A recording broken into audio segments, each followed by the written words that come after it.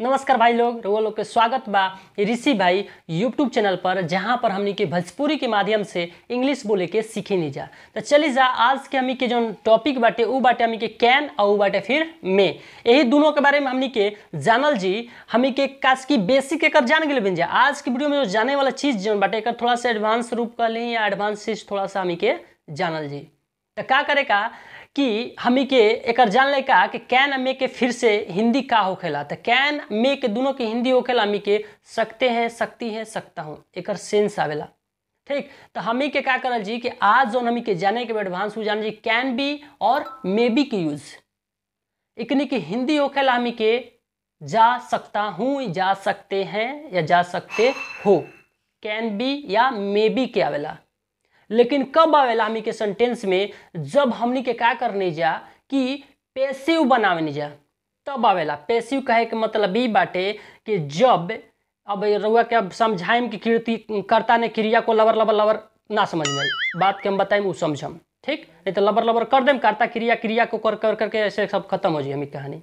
देखिए समझम ई कि जैसे कहल जाओ राम को पीटा जा सकता है, राम को पीटा जा सकता है, या फिर कहीं कि आम खाया जा सकता है, आपको पढ़ाया जा सकता है। जब ऐसा सेंटेंस आओ तो हमनी को जी प्रयोग करनी जा कैन बी के। अब वर्ब के रूप होखेला तीसरा, यानी बनावे के हमी के बाटे तक कैसे बनावो जी समझ लेका। और वो भी बता देता है कि एक्टिव से पैसिव कैसे बनेला। जैसे कि समझ ली कि एक स्ट्रक्चर या बनावट जो होखेला हमनी के होखेला ऑब्जेक्ट प्लस कैन या फिर कहीं में, फिर कहीं जामी के प्लस बी और प्लस भी थर्ड और प्लस बाई एजेंट लिखने जा। अब देखिए यहाँ समझे वाली बात ई बाटे कि जो हम ऑब्जेक्ट कलनी जन कोई सब्जेक्ट लिखे के चाहते रहे ना लिखलनी ये ले कि जब भी रुआ ऊपर ध्यान पड़ो तो याद पड़ो ये चीज यहाँ सब्जेक्ट रहे चाहिए। तो ऑब्जेक्ट का है बाटे, एक मतलब ई बाटे कि पैसिव के बाद कुछ ना कुछ बाटे कि जब भी पैसिव के बात आवेला वहाँ का हमने के सब्जेक्ट ऑब्जेक्ट बनाए पड़ेला, ऑब्जेक्ट के सब्जेक्ट बनाए पड़ेला। सेंटेंस के माध्यम समझ में आई, चली जा आगे देख लेका। एक्टिव हमी के सेंटेंस रही जैसे कि वी कैन स्पीक इंग्लिश, हम लोग इंग्लिश बोल सकते हैं। तो एक जब पैसिव में बनावे जाए जी तो हमी के बोलो जी English can be spoken by us, English can be spoken by us, यानी इंग्लिश के हमी के द्वारा बोलल जा सकता, यानी बोला जा सकता है। इंग्लिश हम लोगों के द्वारा बोला जा सकता है। जा सकता है के सेंस होता बतेले ही रहुआ के कैन बी और मे बी जब भी आओ सेंटेंस में ओकर सेंस आवेला कोची के जा सकता है। कब? जब वॉइस के बात आओ तब। चलिए जा अगला हमी के एग्जांपल देख ले का।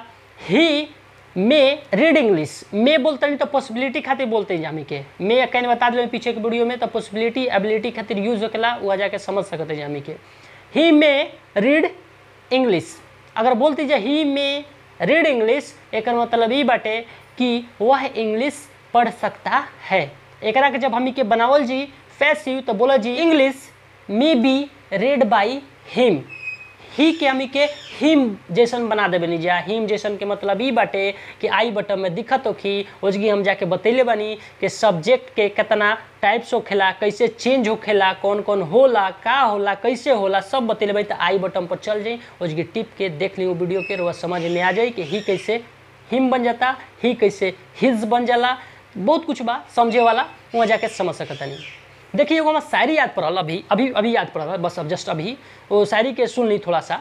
कौन तोहरा के ऐसे बताई आपन भाषा में तोहर के सिखाई, आ ज़्यादा समझ में ना आवे ना, मच्छर घुस गए तो ज़्यादा ना समझ में आवे तो समझ लें कि यही मच्छर के तरह रउआ नाक में दम कर जाए। तो हम कहम कि इंग्लिश के रउआ जितना जल्दी हो सके कोशिश इतना जल्दी रखी, अपना अंदर रखी कि जल्दी इंग्लिश के सीखी।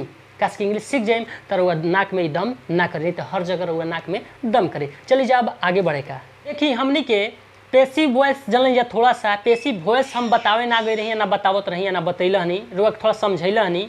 ऐसे देखिए हमनी के जौन बाटे मे बी और कैन बी, ये दोनों का हमी के यूज करने जा सकता है। पिछला जैसे कभी तुरंत सीखल हैं हमी के ओका के बोल सकते हैं हमनी के स्ट्रक्चर जब ऐसा भी रहो तब। जैसे कहीं जा हमी के सब्जेक्ट प्लस कैन या फिर मे और फिर ओकरा बाद बी और प्लस भी थर्ड रहो। जैसे कि राम को रावण को, सॉरी राम को नहीं, रावण को मारा जा सकता है। रावण कैन बी किल्ड, यानी कि रावण को मारा जा सकता है। अब आगे रुआ बढ़ाल चाहते हैं तो बोल सकता नहीं कि रावण कैन बी किल्ड बाई राम, बाई राम लगा दी, बाई शाम लगा दी, बाई कुछ भी लगा दी, उनका द्वारा मारल जा सकेलन, ये चीज़ हो जी। फिर हम के अगर कहीं कि रउआ के पढ़ावल जा सकता नहीं, यानी कि आपको पढ़ाया जा सकता है। यू मे बी टॉट, आपको पढ़ाया जा सकता है। You may be taught by me, आपको मेरे द्वारा पढ़ाया जा सकता है। हो सकता है शायद रो पढ़म तो हो सकला कि रो सीख जाए जल्दी। अगला हमी का सेंटेंस बाटे कमेंट किया जा सकता है। कमेंट यहाँ किया जा सकता है, तो एक हमी इंग्लिश में बोले के रही तो बोल सकते हैं जा comment done here, done here, done बोलते हैं डू के भी थर्ड, ये सब नहीं बताओ तो रुआ के खुद समझे के चाहिए कि भी थर्ड के कहा जाला, भी टू के कहा जाला, भी फाइव के कहा जाला, भी फोर के कहा जाला। काश कि हम एक के सेपरेट वीडियो में बता चुकल बनी, अगर ये वीडियो में बताएं तो वीडियो लंबा हो जाए तो वो भी हम आई बटन पर दे दिले बनी, वहाँ जाकर हुआ वर्ब के पूरा फॉर्म समझ सकता नहीं। चलिए जा अब जान ले हमी के कैन हैव और मे हैव के बारे में। तो कैन हैव और मे हैव दोनों में हैव जुटल बा, तो हैव के हमी के सेंस होकेला पास है। जब हमी के कैन रहो या मे रहो तो एक मतलब ही बटे के पास हो सकता है, यानी कि कहल जाओ कि पास पेन हो सकता है, या फिर कहीं कि उन लोगों के पास किताब हो सकता है। तो हो सकता है पास होके के बात होता है, यानी उनका पास, इनकरा पास, उनकरा पास, तो हैव के यूज करने जा। आ सकते हैं, सकती है, ऐसे बात आओ तो हमी वहाँ करने जा कैन या मे के प्रयोग। तो बात के समझे की कोशिश करम, हमी के सेंटेंस के माध्यम से ज़्यादा समझ में आई, चलिए समझ लेका। जिससे बोली हम यू मे हैव पेन, एक मतलब ही बाटे कि आपके पास पेन हो सकता है। अगर बोली जा दे मे हैव पेन, उन लोग पास पेन हो सकता है। मे के प्रयोग करने पॉसिबिलिटी खातिर, कैन के प्रयोग करने जा कि उनका वेरी परसेंटेज अधिक बाटे चांस के हो सके ला। लेकिन हमें कि यहाँ का जो पास होके के बात होकेला के पास हो सकता है, तो ये अपने आप में पॉसिबिलिटी की बात करते हैं जा। एक चलते हमें के यहाँ का जो यूज करने जा हमेशा यूज करल जी हमें के मे हैव के, मे हैव। जैसे यू मे हैव नॉलेज, आपके पास नॉलेज हो सकता है।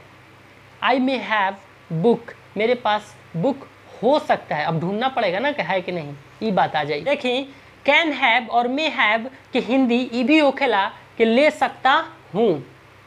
कब? जब मे के पहले बोलल जाओ या कैन के पहले बोलल जाओ।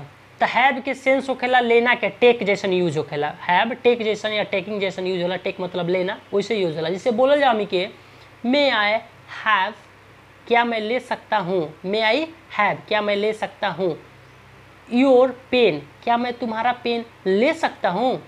मे आई हैव योर बुक, क्या मैं आपका किताब ले सकता हूँ। ये तरीका से होखेला। या फिर हमने के कैन हैव और मे हैव पे हिंदी दे होखेला लास्ट में, या फिर कह लें कि दे सकते हैं। जैसे कि हम के स्टेशन पर जाने जा तो वहाँ बोल ले एगो लेडीज़, अब लेडीज के रहे हम तो नहीं जानते, लेकिन रोज सुन ले हम जरूरी बात। May I have your attention please? Train number 2678 shortly arrived on the platform number 10। ये फालतू बात सुनल जाला हमी के। तो मे आई हैव योर अटेंशन, यानी कि कृपया ध्यान दे सकते हैं, कृपया आप ध्यान दे सकते हैं। एक हिंदी ये होला। या फिर कृपया ध्यान दे, ध्यान दे या ध्यान दे सकते हैं। चलिए जा तो अब जान ले हमनी के कि मे हैव आ प्लस कैन हैव प्लस भीथर्ड रहो, यानी कि इन्हीं के दोनों में भीथर्ड जुड़ल रहो तो एक हिंदी कुछ और हो जाला।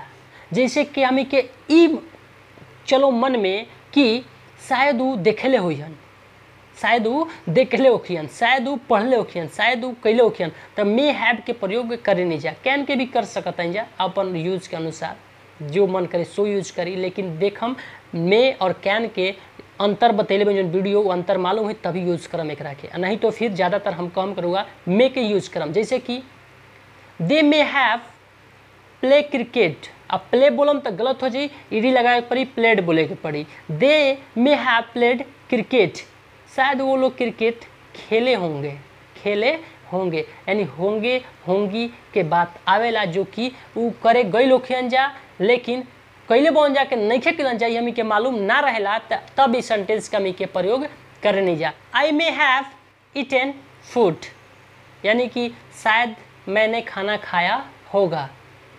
हमें खुद मालूम नहीं है का बताई, लेकिन कोई बात नहीं है, रुआ मालूम चल गई हो कि हम बतावल का चाहता नहीं। अगर रुआ लोग के समझ में आ गई होखी तो हम कहम कि चैनल के सब्सक्राइब कर लेम। अगर बढ़िया लागल होखी तो लाइक भी कर देम। अगर एकरा से रिलेटेड कोनो परेशानी हो, समस्या हो तो कमेंट जरूर करके बताइए। अगर वीडियो भी अच्छा लागल ना लागल ओकरा बारे में कमेंट करे के मन करती तो जाकर रुआ कमेंट कर सकता नहीं। तो चलिए तब तक खातिर bye bye, tata and take care.